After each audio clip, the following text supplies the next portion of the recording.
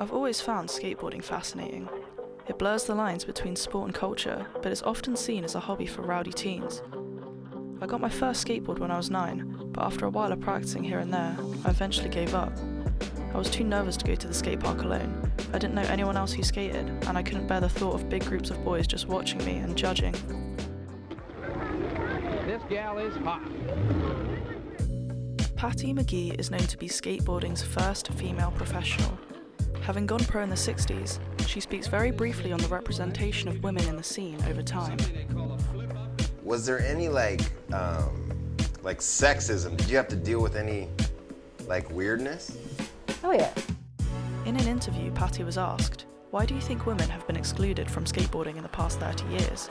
To which she responded, "I don't think we've been excluded. I just think we weren't represented by enough girls to make a bigger dent." Oh yeah. Oh yeah, skate light, let's go.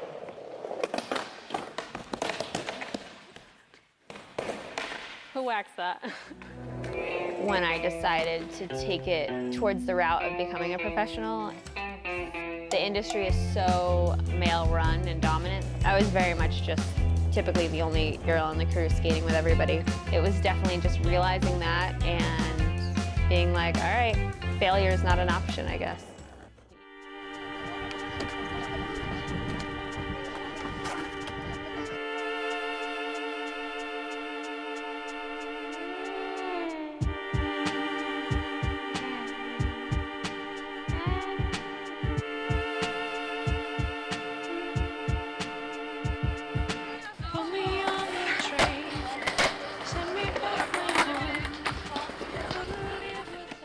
So Colchester Girls Skate came, when I first started skating, there was me, Gabby and Bella. They were like the girls I always saw at the park and pretty much the only girls I saw at the park. So Instagram, I always say this to people, Instagram is pretty much the base of UK skateboarding for women and the LGBTQ community. That's how I know most of my friends and how I've been able to get to do all these different opportunities and branch out, make all these connections. What I would say to new girl skaters is definitely have a look on Instagram and find out what girl skate groups there are in your, or just sort of skate with groups in your area. Have a chat with them, talk about meetups, see if they run any events themselves, because there's a lot of them that do run a lot of events. I think it's great to be able to look online and see women doing what was once seen as a men's sport and something that the guys did, and women didn't really get involved that much to start with, but I think it's great now especially seeing televised competitions as well. It's nice to see people like Sky Brown, Bombette Martin, all doing really, really well. So this is Sky Brown. Lots of photos on there with Sky Brown as well. So I started in the first lockdown because I was struggling a lot with mental health, and I'd had a board in the shed for about 3 years, but I never picked it up, and I was scrolling through YouTube and I'd seen a lot of skateboarding videos before, but none really picked up my interest. So one day I saw a video of Sky Brown and I was like, I'll watch it, and after watching that video I went in the shed and picked up the board. Rumbles is where I learned to skate, and I met so many people here. The community here is amazing, and you get to know so many people. The girl community here alone, Rumbles is the safe place for girls. You feel safe here. You know the guys will look out for you. You know the girls will look out for you. Everyone has each other. There's no discrimination or anything here really. It's a really nice safe place. Just to build that safe space, encourage more people to come down to the park. Different people, not just the same. Especially the park where we set up at Rumbles, it is very dominated, or it used to be for sure. And you get all the older guys would come down in the evenings and get drunk and maybe stuff. It can get quite aggressive, or things can break out. So I guess creating that space has been good for the younger kids because they feel like they're safer within that.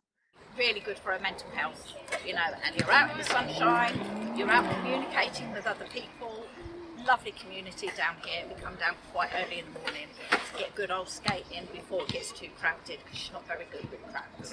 It's like blowing up since Culture Girls skate started. It's definitely gotten sick. Like, there's like more girls than boys. There's some days it's brilliant. Makes me really excited for like the future. I wouldn't know about any, like, half of the things that have gone on in my life if it wasn't for social media. You know, like, actually it being like on the screen in front of you. But yeah, in a way, I guess it can be quite negative, like people, like comments that people might leave, or, you know, having that impact on people. Like, I don't know, maybe some girl's really proud of like a trick that she's done and she's getting put down in the comments. So, not all the older generation, but a lot of the older generation have like one mindset as to what skating should be. And if you don't fit that mold, then they're going to come down on you, basically. It's a tricky one, because the majority of skateboarders now are definitely very accepting towards women, but there will always be, well, they won't always be, but there's definitely that small cusp of just, am I allowed to swear? Like, if I didn't have those first, you know, that group of girls back in Manchester, I don't think I would have picked up skating. I used to play basketball a lot, so I was used to having like a lot of like guys around or whatever, but I was always part of like a girls group. Once you're in like I've seen it in communities before where like the boys will be well aware that something's gone on, but then nobody says anything, and it's, you know, like you feel like people should have that space to come out and speak to whoever about it, because it shouldn't really be kept on the low, you know, like that person should be outed, or just like, you know. I think with Rip and Dip, like there was a lot of abusive like stuff going on, and basically that all came out, but people still sell Rip and Dip, they still buy in the stock, and it's like, where has that, everyone knows it's not, like, not everyone, but like most of the skate community know that it's wrong. There's definitely a rise in female skate businesses, especially in the UK at the moment. I don't know if have you heard of the Skate Parlour? That's the only one that I've really seen recently that's like a full-on like women-run park and shop, which it's really good to see, and it is, you can tell that it's like up and coming. Yeah, there's a female-run skate business called Salon Skateboards, run by Stephanie Nerding. And that's really cool. She's got like a whole brand. It's a very welcome community. You know, you show up and there's always going to be somebody that will help you out if you're trying to trick and you don't really know what you're doing or something. There's always someone that will help you, like, hey, try it like this, try it like that. Guys are very welcoming. Of course, it can be quite nerve-wracking when you first show up, but you do realise that everyone is lovely. There's such a sense of community, and anyone's willing to sort of chat to anyone, really. She's got the quote on the side of her helmet as well. Oh yeah. That's Sky Brown's quote. So yeah, she's very Sky Brown. Her ambition is to meet her. It could happen one day. Yep. And this has given her a reason to live, really. You know, it's what she does.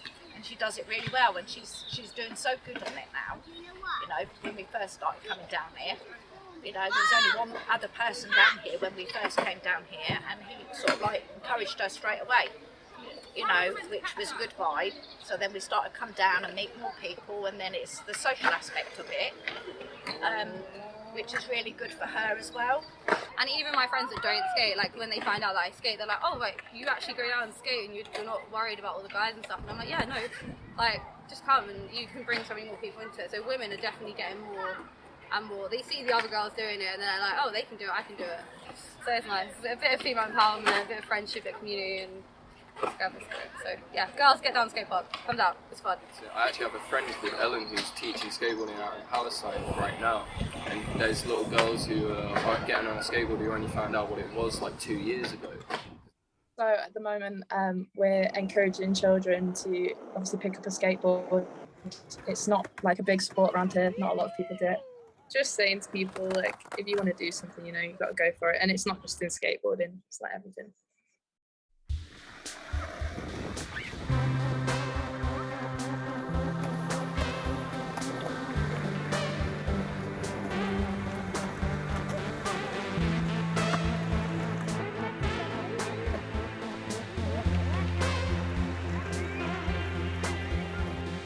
tried to know when to leave. She sits in the bedroom and grieves. There's a sequence that starts all again. She can't get up anymore with the pain. The combination of these drugs has left her hopeless and lost. She wants to count the ways, but she can't